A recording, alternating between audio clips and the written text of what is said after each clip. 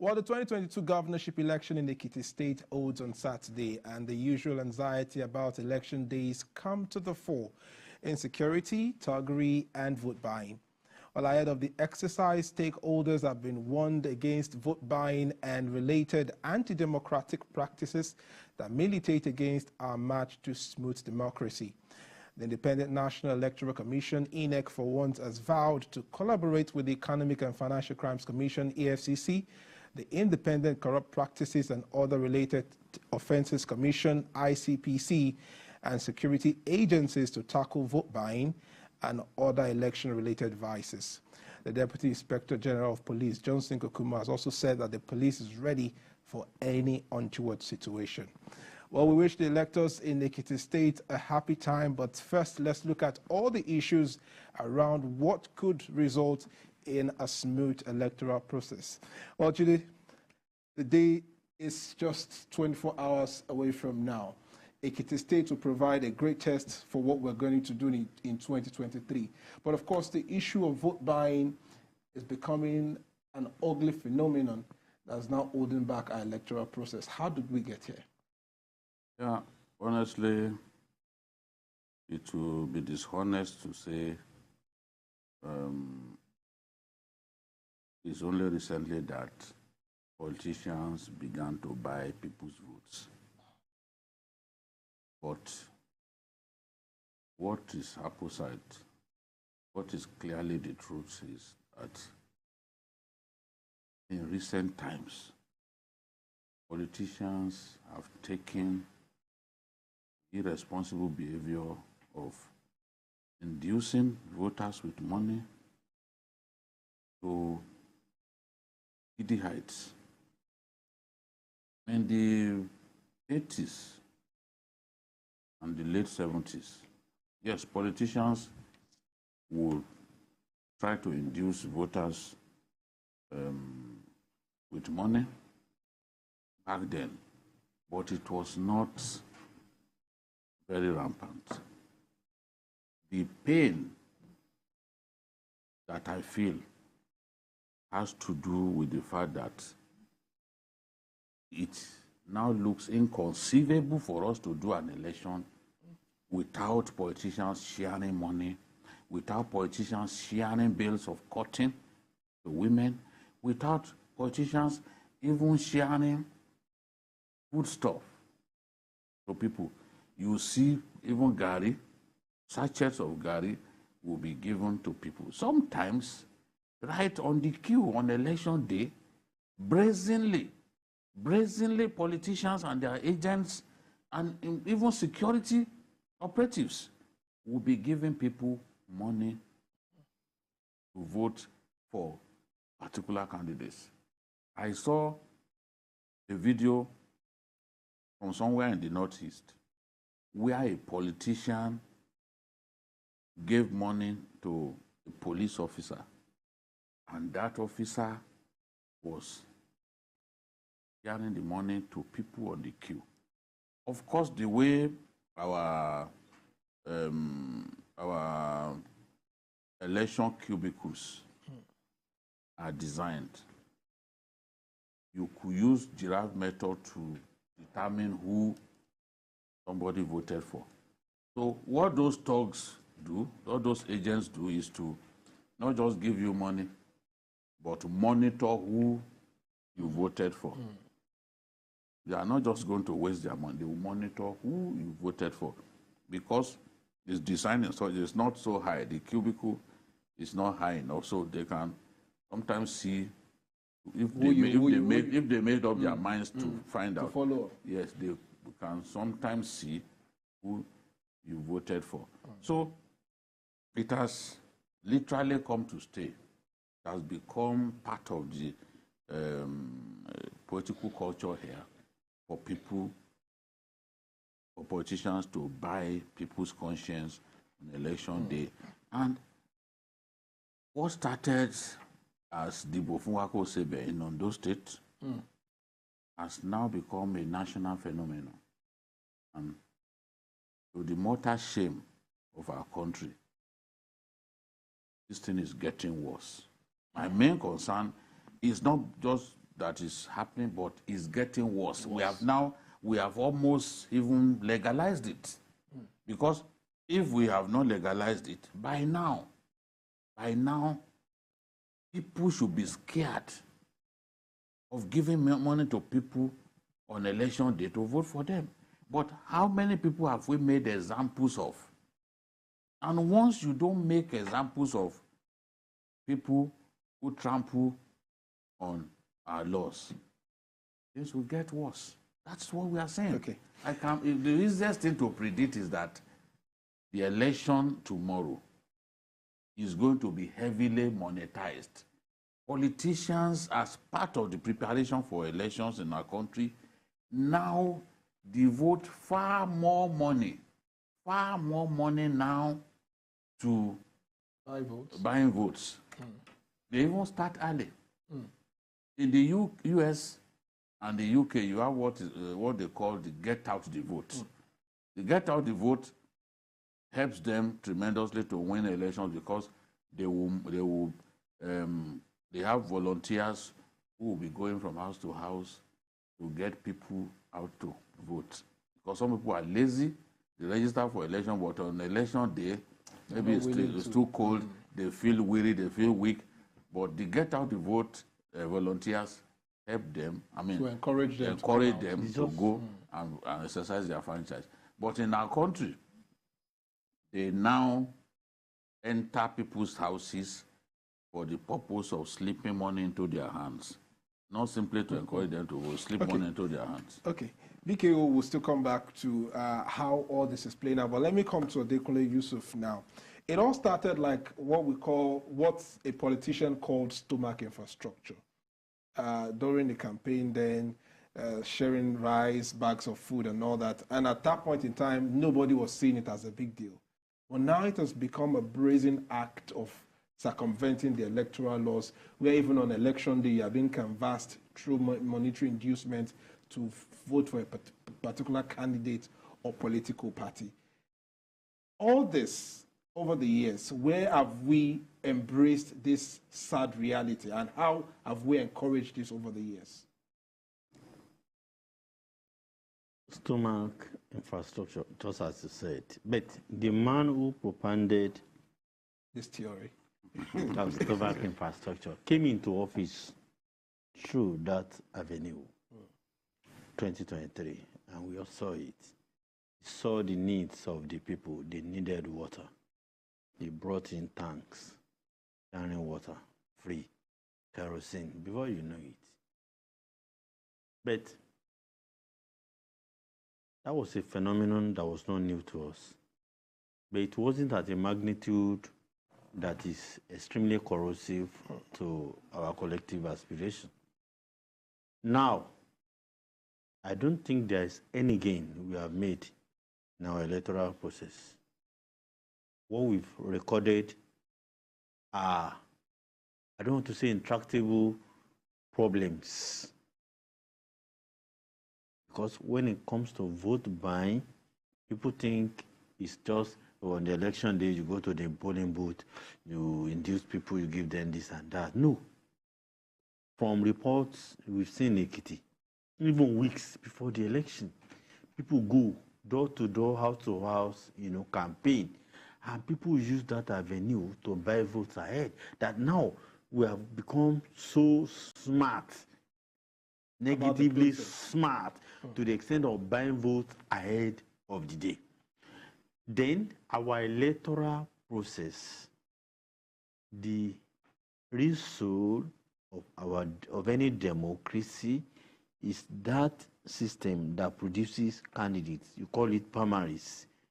No primaries is done in Nigeria without bags of cash. So now in Nigeria, the game is the game of highest bidders. Whoever emerges is the one, whether a drug baron, trafficker, public treasury, thieves, whatever all kinds of shady characters with deep pockets and ability to deploy SIM to capture the minds of the people. So, believe me, with this, Nigerians will have to choose only two options. Do we want democracy? If we want democracy, we need to go the whole hog. Make somebody we want our candidate and our leader. Or do it based on votes. I'm sorry, on the halo of, we can't say only Naira now because Naira is even becoming a useless it's not commodity now. It's dollar and pounds. So if we do that, and later we complain of lack of good governance, we shouldn't be blaming any leader. We should be blaming ourselves. Because today, look at our delegates in all the primaries of major political parties. What are they doing? They are buying the base of automobiles. They are buying houses. They are doing all the great things in this kind of economy when most Nigerians are finding it difficult, to even eat. So people now know that the most lucrative thing now to do is be a delegate of a political party. Wait till the time will come and you are going to reap bounteously. Well, of course, it's a sad. Let's look at other issues that has beclouded our electoral process beyond vote buying. Thuggery, ballot box snatching, has also been one of the factors that have waylaid our electoral process. We've practiced democracy close to 24 years now. We've had tons and tons of election, both the off-season and the general elections. But it appears that these issues are recurring and they get worse by the day. How do we get it, and what role are security agencies also playing? You made a reference to a situation where even a law enforcement officer is the one sharing out the money. Yes. How are the law enforcement agencies also aiding these ugly realities that we have had to contend with? Of course, law enforcement agents connive with politicians. You ask yourself, every time we hear that thousands and thousands of policemen will be sent to provide security, especially during off-season elections. Apart from the police, we will send naval officers, we will send Air Force men, we will send civil defense, we will send all road security. safety. Yes, road safety too. Everybody. Yes, everybody, Nigerian Army. Yet, these political talks still get away with ballot box snatching on election day. There's hardly any election that we can conduct where you won't hear stories of ballot box snatching and general vote rigging. It is impossible to get away with ballot box snatching without the connivance of security agents, because sometimes they just look away. It depends on who is committing the offense. Sometimes they just look away. So if we really want to deepen our democracy, make our elections more and more credible, all of these electoral vices have to be removed from our political culture. We can't have a situation in which countries that Nigeria provided brotherly care for, the frontline nations of Southern Africa, today they are conducting free, fair, and credible elections. Nigeria, a country that provided not just shelter for some of their leaders, but even financed the freedom struggle in those countries. Today, we can't do election without the possibility of vote rigging. It says a lot about how far we have gone. And when people keep saying, oh, America didn't just get there in one day, Rome was not built in a day. Look, how long are we going to build our own Rome? How long is it going to take us to build our own Rome? After all these years, after almost 30 years, we should be able to conduct free, fair, and credible elections. Thuggery will always happen in elections because even the INEC rule book says where election is characterized by violence, they should cancel the ballots recorded in those places should be cancelled. Political opponents now use that to make life difficult for their rivals. They go to deliberately cause trouble in those places, knowing that the ballots will be cancelled. You go to the stronghold of your opponent and deliberately cause problems there. I remember in 2015, in Southern Kaduna, so many ballots were wasted. So many ballots were wasted because votes were not returned from a lot of polling centers where violence took place. I mean, there's no reason for our elections to be characterized by violence. It is because some people made up their minds to instigate violence so that it will be difficult for the opponent to win. Because if people target your stronghold and make life unbearable for voters in your stronghold, how are you going to win? They know that the law says that, oh, ballots should not be recorded from those places. So these things are deliberately contrived as part of the rigging module of some of our politicians. Politicians forge INEC's forms. INEC has increasingly been putting a lot of security features on their forms. The form EC8A, on which results are entered. Politicians will go and forge it. Go to collation centers, bribe electoral officers, and substitute the real result with the one that they sat down in their houses and filled. So that's why a lot of people felt, look, this idea of having electronic transmission of results is desirable because you and I voted at the same polling center. The result is snapped and then transmitted electronically.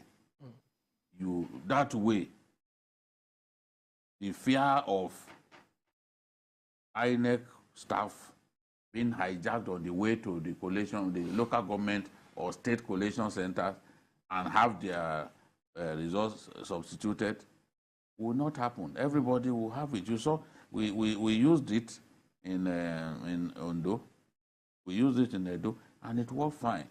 The bulk of the rigging these days, the bulk of the rigging takes place between polling centers and collation centers. After the vote. After the vote. Well, you and I will have voted, we'll be happy, we'll go home, we'll think that we have the result. Well, when they're announcing the result, it will be straight to you that, is it the same election that... so this is the thing. As INEC is perfecting or bringing innovations to make our elections more credible, among desirable elements are also devising means. For example, if we had the electronic accreditation of voters through the card reader, I can tell you that from 2015 when it was introduced, the rate of the use of the card reader has been going steadily down. In 2015, it was around 56%. We had in 2019, it came down to about 20%. I think 19%. 19, I think yes, now I'm not so sure. And the off-season elections that we had in December 2020, they were also in the same range, around 20%. From 55, 56. In 2015. In 2015. And the INEC rule book says where they fail to use the card reader, cancel election. But even INEC staff themselves, the so-called Rex at INEC, they are unable to fully implement what the INEC rulebook says for reasons best known to them. They bring lecturers, as we saw in Akwa Ibom, or those lecturers as bent as an hockey stick. So if we bring lecturers and we can't even be sure that those lecturers will not compromise the process, because how can you be a returning officer and you are the one rigging the election for a political party? All right, BKO, you've highlighted all the anti-democratic issues that has bedeviled, electoral process over the years. But let's look at it, Adekule Yusuf. We've talked about the political actors, their role in all of this. We've mentioned how the security agencies also compromised. But let's come to we the people. What role are the people also playing in circumventing the process? Where they accept the bread, where they sell their vote to highest bidder, what are the people doing, and how can we encourage citizens to play their role effectively in improving our electoral system? I'm sorry to say the people are powerless in all this scenario. How can they be powerless? How much was a loaf of bread 7-8 years ago? How much is it now? Just one egg, how much was it 5 years ago? How much is it now? You can go on and on basic items that the ordinary folks need to live their lives. So is it not the same, the ruling class, the political elite that impoverished the voting populace, make them weak, so that at the end of the day, during election cycle, they will kowtow to the political landlords? How many people are able to eat 3 times a day in Nigeria today? The level of poverty in Nigeria is ungodly. And I don't think there's anybody in the political space who should be able to rationalize it. We need to be honest. So now, for somebody who has not eaten or fed his family for a day or 2 or 3, and you now dago dollar, as our big politicians now do, or crisp naira notes. We are human beings. Temptations, how many of us can resist temptations? When faced with hunger, extreme one, hopelessness, despondency, that fill the atmosphere now. So it's very difficult. I'm not trying to justify why Nigerian masses do this, but we just have to be realistic. Oh, you can't remember the last time you have new clothes on yourself, and one miserable but rich politician is giving you what can last you and your entire family, and you want to say no, we don't want to take the cloth. Or you have not eaten since then, bags of semo, as they love to do, rice or beans and other things. We need to be honest. We can blame the masses for accepting to sell their conscience, but it takes to thank God those who offer something are the ones we should concentrate on, because they come to public office, many of them, by buying their way, bribing their way. When they get there, they loot the treasury, and they use that to subjugate the masses. They know that with this heavy war chest, can browbeat anyone, muzzle their way through. So now, have we recorded gains in our electoral process? I would say no. Because what we produce now, or what we'll be producing now, is that the trophy does not go to anyone but the highest bidder. Whether that highest bidder is a drug baron, is an armed robber, a treasury looter, all sort of, shady characters that shouldn't have a voice in a decent democratic environment. That's what is happening in Nigeria. Let the National Assembly enact all the laws that anyone can enact, and let the president assent. We have made no progress if this matter is not solved. Because at the end of the day, all I know or what we should do is have cash, big cash, naira, dollar, pounds, enter into the political, cheat the system through primaries, then I emerge.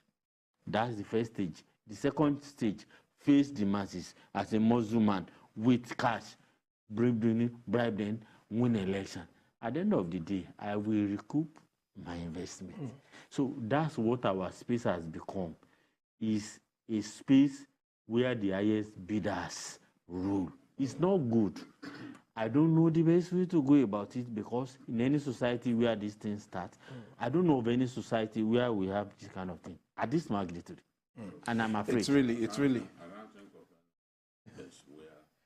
any where whose votes are bought the way they are bought in Nigeria. I can't think of. Sometimes when we talk about Senate climbs and all that, some people want to kill themselves about that. If things are happening in your country that you do not like to see, you have every right to complain about it. That's how to build a decent society. You can't build a decent society when you see things that are wrong and simply behave that those things are not happening because you don't want to be seen as critical of your country. Can anyone, for example, say that he's happy about the rapid inflation that we are facing in our country now? Everything is expensive. People can't even the local rice that we've encouraged people to grow. People can't buy. it. Okay, people are hungry. So the people who are hungry, how do you tell them not to take money not to sell their from politicians? I mean, whatever. Look, I once saw in Kano, and I'm not exaggerating, on election day in Kano, around the Club Road, that individual put leaves on his head. You know what that means? I'm for sale. Okay. All right, BK, it's really a terrible situation. It's really a situation that calls for great concern, looking at the electoral system in Nigeria. But we'll be back after this break to discuss more. Still journalist Hangout on TVC News.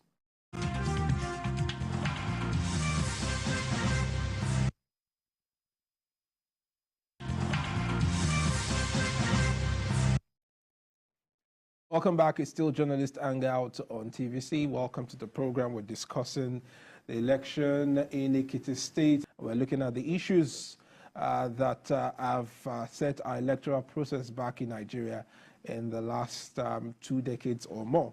Well, Babajide Kolade Otitoju, let's talk about the options the citizens have tomorrow and what are your expectations. Let's leave out the candidates. They've done all they could. They've give out their manifesto, whatever way they want to. But what is the attitude you expect from the citizens in Ekiti State tomorrow? Well, I expect the citizens to conduct themselves peacefully. That's my expectation, but I can't give a guarantee that there won't be violence, because even in the campaigns, during the campaigns leading to the election, we've seen, we've read reports of violence, just campaigns, both in Osun and Ekiti. There have been reports of violence as detailed by Yaga Africa. So if we are already witnessing violence before the D-Day, then you can't be sure that on election day, there won't be pockets of violent eruptions here and there. We don't want to see it. But again, it is in the character of our political process for this to happen.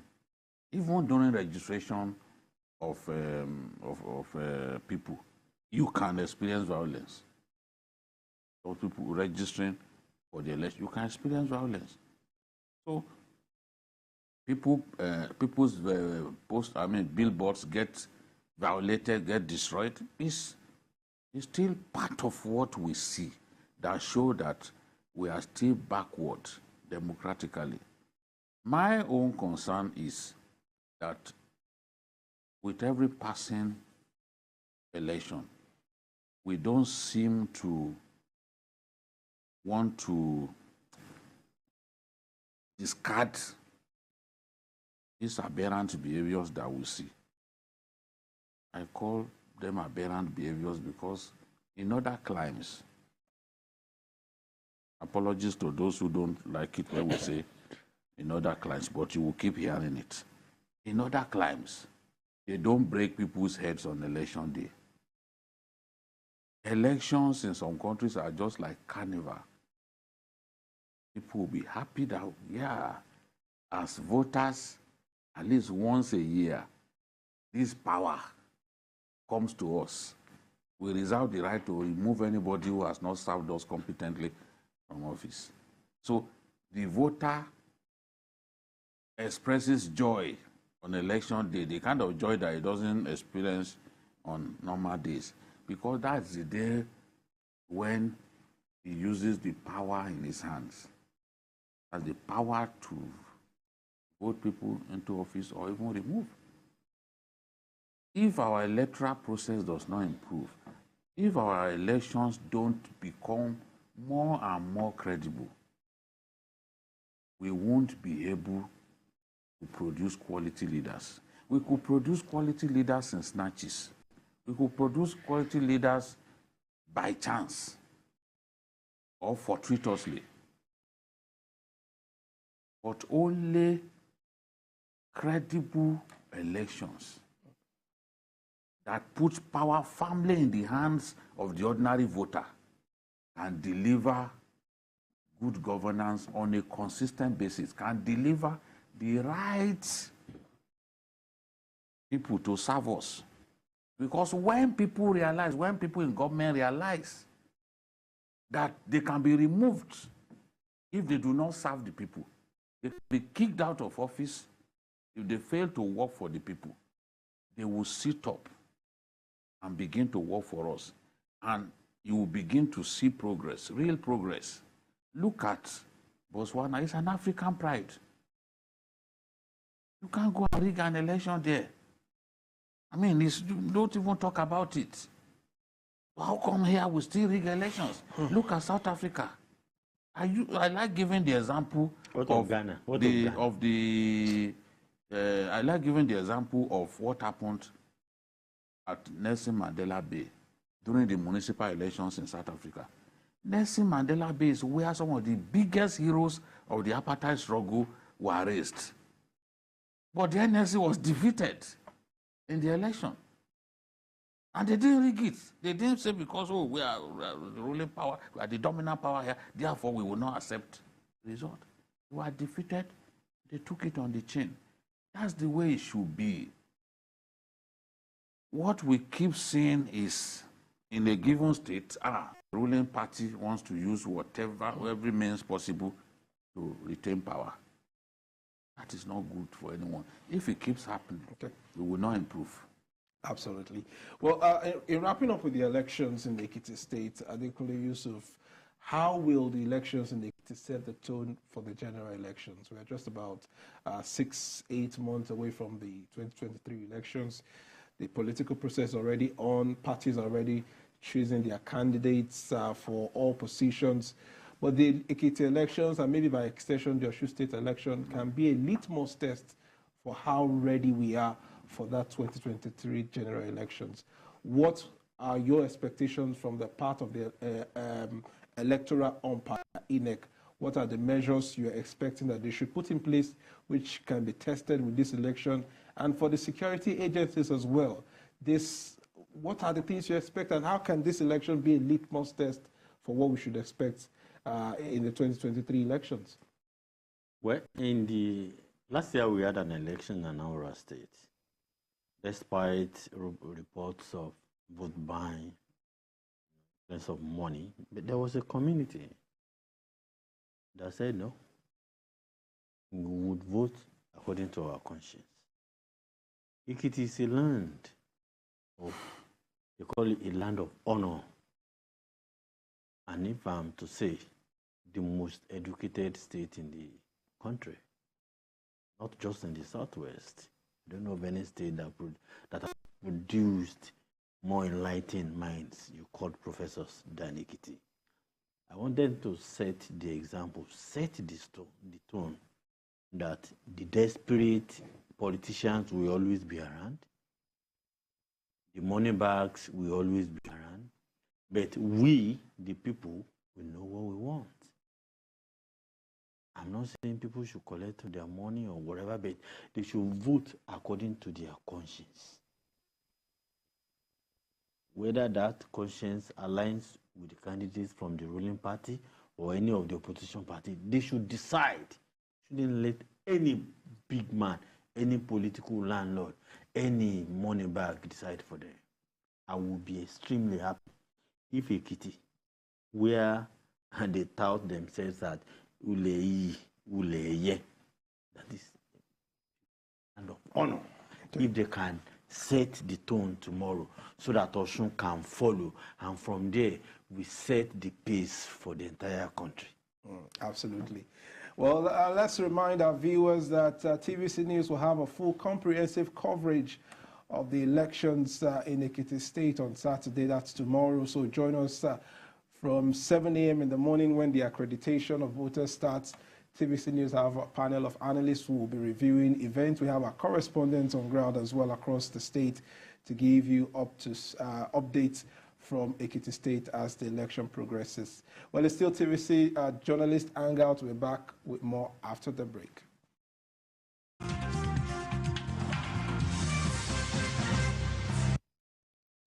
Well, welcome back to the program. It's still journalist Hangout, and now we recall with grieving hearts that about 51 remaining helpless Nigerians who were seized by bandits on the 28th of March on the Abuja-Kaduna train attack are yet to regain freedom. The House of Representatives has asked President Muhammadu Buhari to do everything it will take to secure the release. It also admonished government to set up an interagency panel to coordinate efforts for the release of Nigerians and others in the custody of bandits and terrorists across the country. According to Bamidele Salem, who is a senator, who is a lawmaker from PDP in Osun State, who raised the motion, more than 5,287 people were in captivity across the country, including children, women, elderly, and sickly folks. And he says our country needs a lot of healing.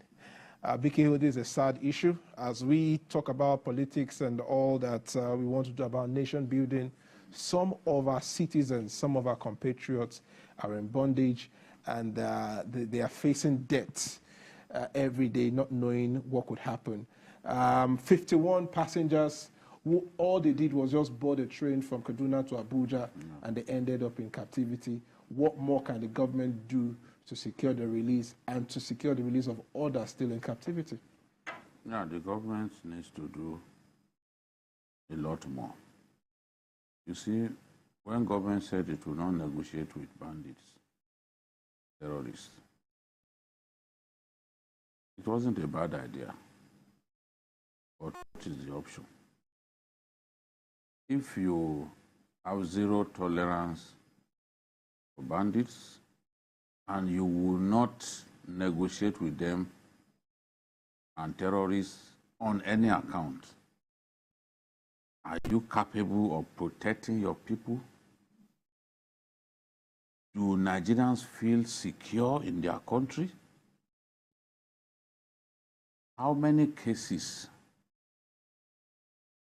of rescue of kidnapped persons have you recorded? Does it really happen here that, kidnappers then will be stormed and their victims will be released without being hurt? When the secondary school students of the Baptist school in Kaduna were seized, my heart sank because these are kids taken away, and for months they were in captivity. The Nigerian Baptist Convention spent more than 100 million to secure the release of those children. Government never got involved.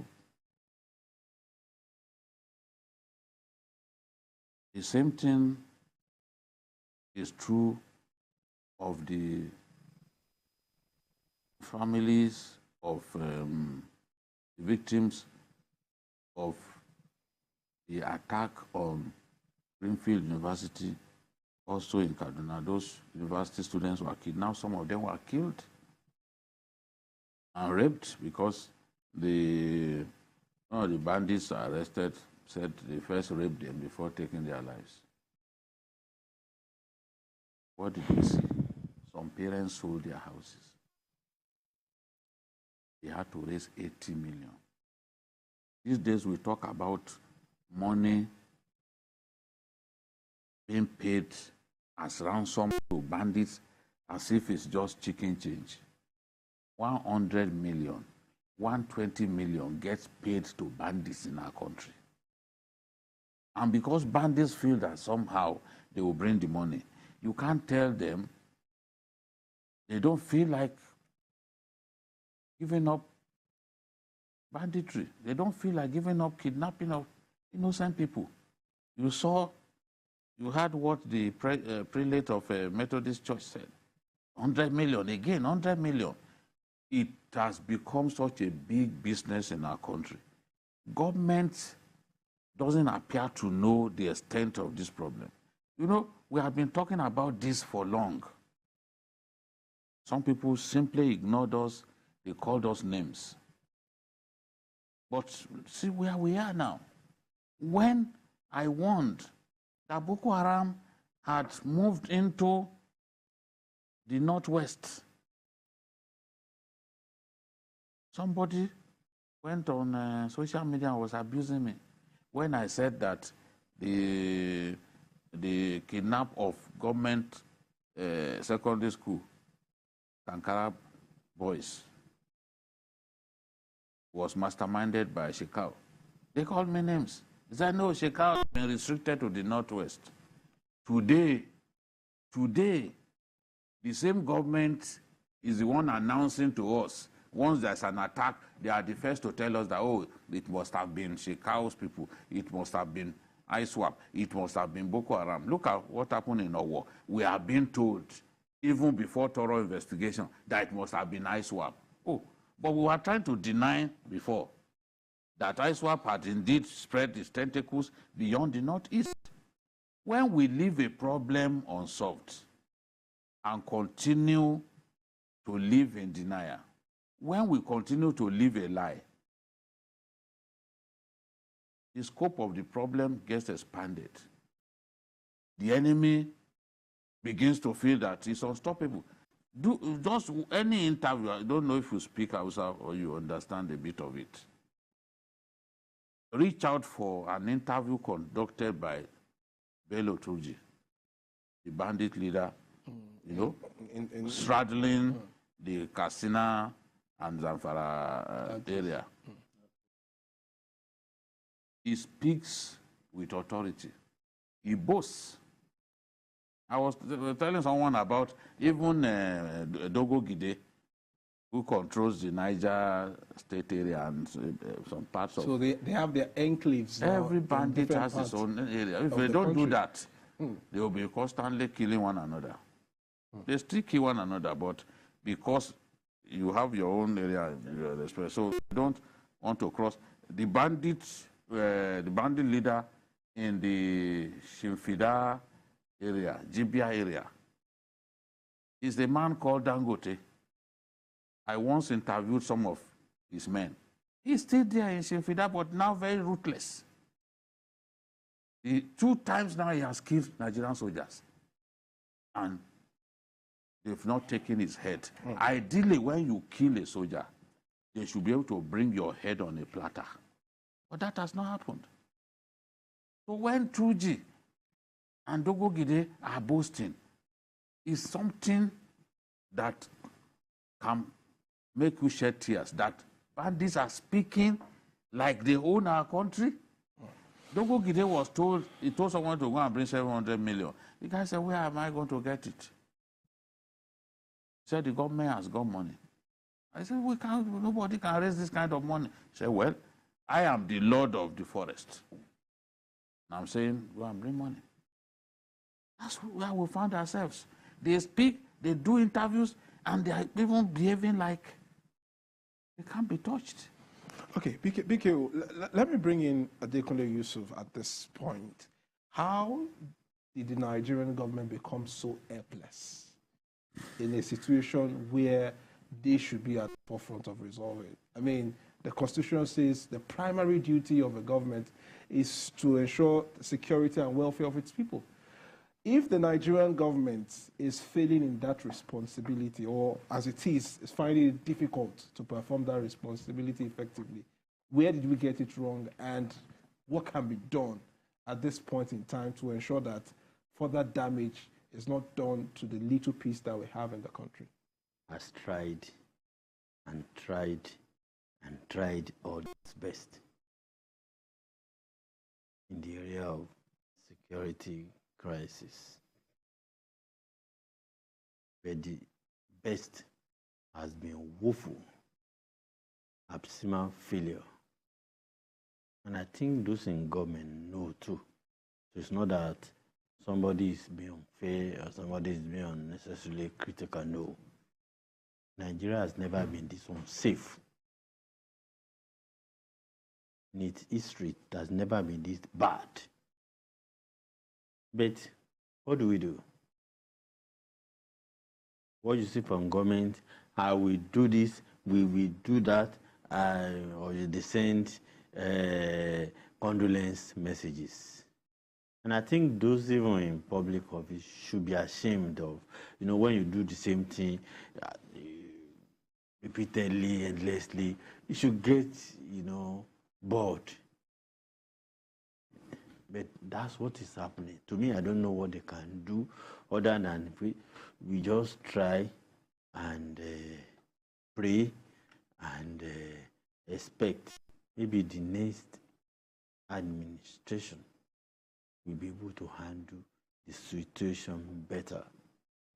Because all what we have tried to do, Nigerians have never, in fact, I'm shocked. Nigerians have never been this tolerant and patient.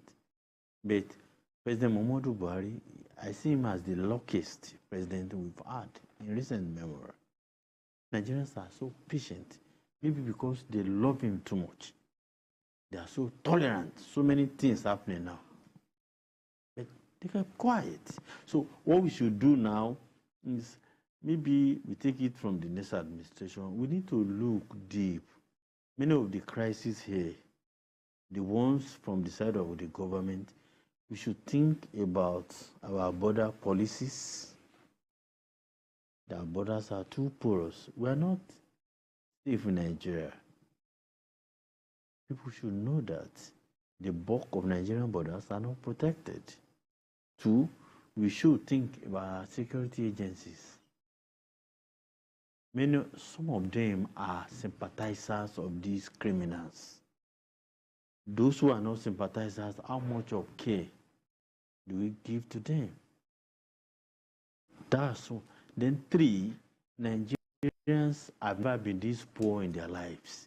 Economically, this country is strangulated. The masses have never been this sad. The level of hunger, the level of poverty, the level of unemployment in Nigeria has never been this bad.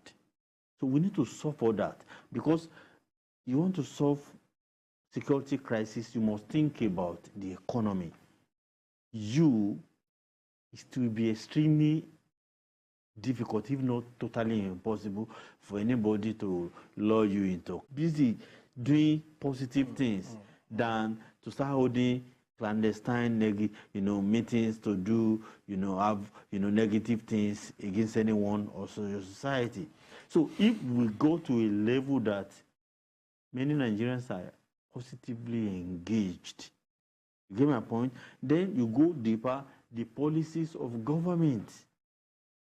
We need to think about the people. They are the owners of Nigeria, not government. So when we do things that Nigerians matter first and foremost, a lot of things will continue to change. From what I've seen in the past few years, those things are not happening. And you see, in Nigeria today, you are not running a country of inclusiveness.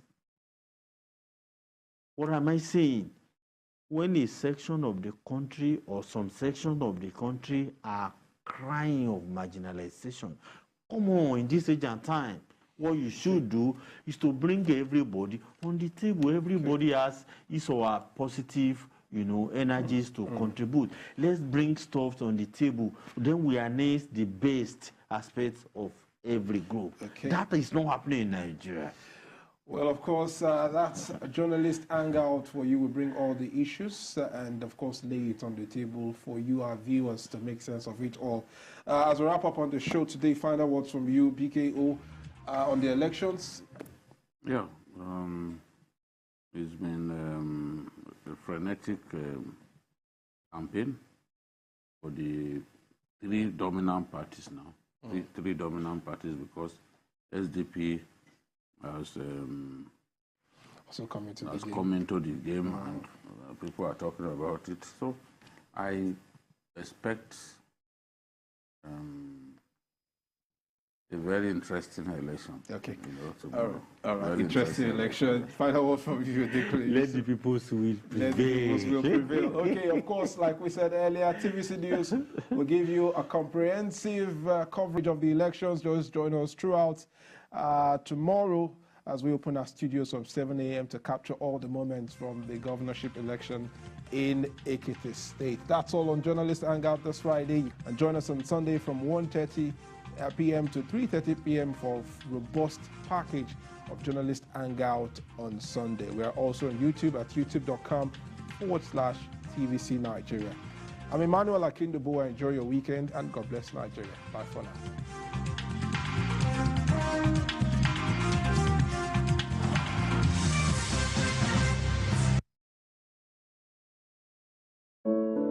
These are critical times, and it is not common to hear men of God speak truth to men in power. Politics is just part of human life. I believe that Christians need to get back into politics. Insightful. Which simply don't have the capacity to handle the problem. Impactful. Government have not just the right, but the responsibility to ensure that nobody exploits the people. And instructive. Make churches produce their annual records, as they're bound by law to do. In this exclusive interview, Reverend Wale Adefarasin also talks about growing up and life at 70. I heard the gospel.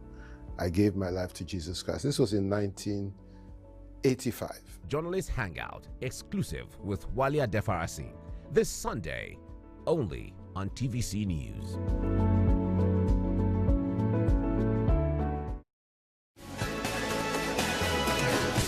Showing progress. Here is a new vision governing the state of the virtuous. Get a blow-by-blow account of the achievements of Governor Gwega Oyetola across all the sectors, including mining, culture and tourism, health, education, agriculture, transportation, massive infrastructure development, security, social welfare, commerce, and workers' welfare, among others.